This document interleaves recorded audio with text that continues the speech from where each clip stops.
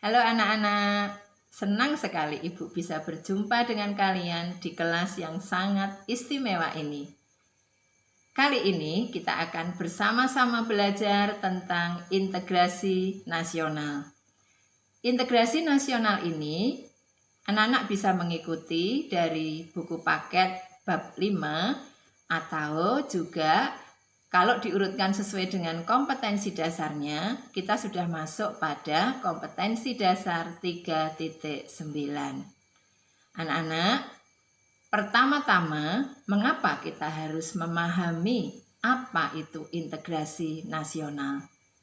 Karena begini, tidak dapat dipungkiri bahwa kenyataannya bangsa Indonesia adalah bangsa yang bineka.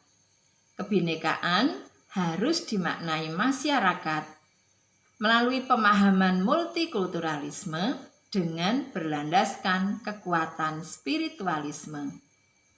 Perbedaan etnis, religi, maupun ideologi menjadi bagian tidak terpisahkan dari sejarah bangsa Indonesia dengan Bhinneka Tunggal Ika dan toleransi yang menjadi perekat untuk bersatu dalam kemajemukan bangsa. Adapun alat-alat pemersatu bangsa adalah sebagai berikut. Pertama, dasar negara Pancasila. Kedua, bendera merah putih sebagai bendera kebangsaan. Ketiga, bahasa Indonesia sebagai bahasa nasional dan bahasa persatuan. Keempat, lambang negara burung Garuda. Kelima, lagu kebangsaan Indonesia Raya. Dan yang keenam adalah lagu-lagu perjuangan. Nah, berangkat dari yang Ibu jelaskan, sekarang kita juga harus benar-benar mengerti apa itu integrasi nasional. Secara etimologis, kata integrasi nasional berasal dari dua kata, yaitu kata integrasi dan kata nasional. Integrasi berasal dari bahasa Inggris, dari kata integrate, yang artinya menyatu padukan, menggabungkan, mempersatukan.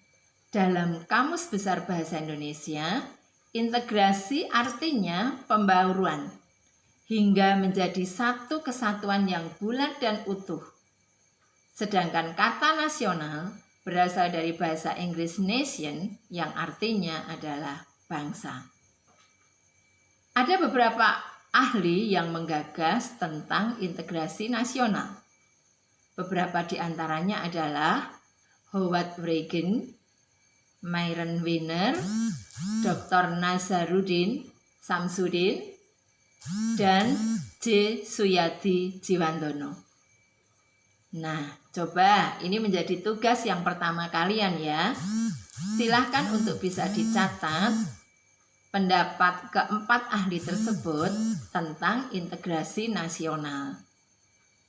Setelah kalian mendalami masing-masing pendapat keempat tokoh tersebut, maka kalian akan mengerti bahwa sesungguhnya integrasi nasional bangsa Indonesia berarti hasrat dan kesadaran untuk bersatu sebagai suatu bangsa, menjadi satu kesatuan bangsa secara resmi dan direalisasikan dalam satu kesepakatan atau konsensus nasional melalui Sumpah Pemuda pada tanggal 28 Oktober 1928. Nah, setelah kita mengerti apa itu integrasi nasional, lalu apa saja syarat integrasi itu?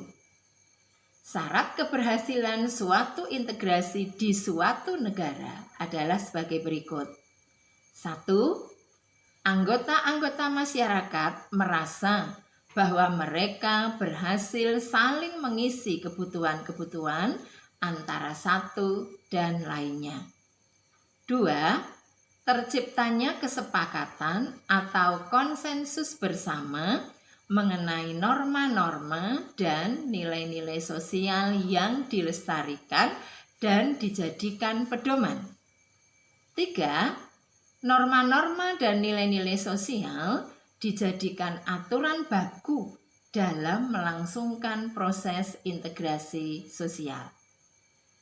Nah, sampai di sini kita bisa juga menyimpulkan bahwa keanekaragaman Indonesia harus tetap kita jaga dan kita lestarikan. Tentu saja ada banyak tantangan yang kita hadapi dalam menjaga keutuhan NKRI. Nah, mengenai tantangan integrasi nasional tersebut akan kita bahas pada pertemuan berikutnya. Kemudian, Ibu mengingatkan untuk yang menjadi tugas kalian, nomor 1 adalah tulislah pendapat 4 ahli di atas mengenai integrasi nasional. Yang kedua, sebutkan 6 alat pemersatu bangsa. Yang ketiga, sebutkan 3 syarat keberhasilan suatu integrasi nasional di suatu negara. Catat tugas-tugas tersebut, kemudian setelah selesai, dicatat, boleh diketik, boleh dicatat, kemudian setelah selesai silakan dikirim ke Google Classroom.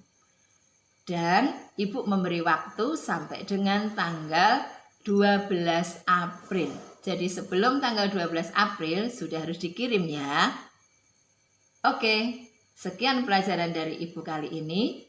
Terima kasih sudah memperhatikan selama sesi belajar ini berlangsung. Sehat-sehat buat kita semua ya.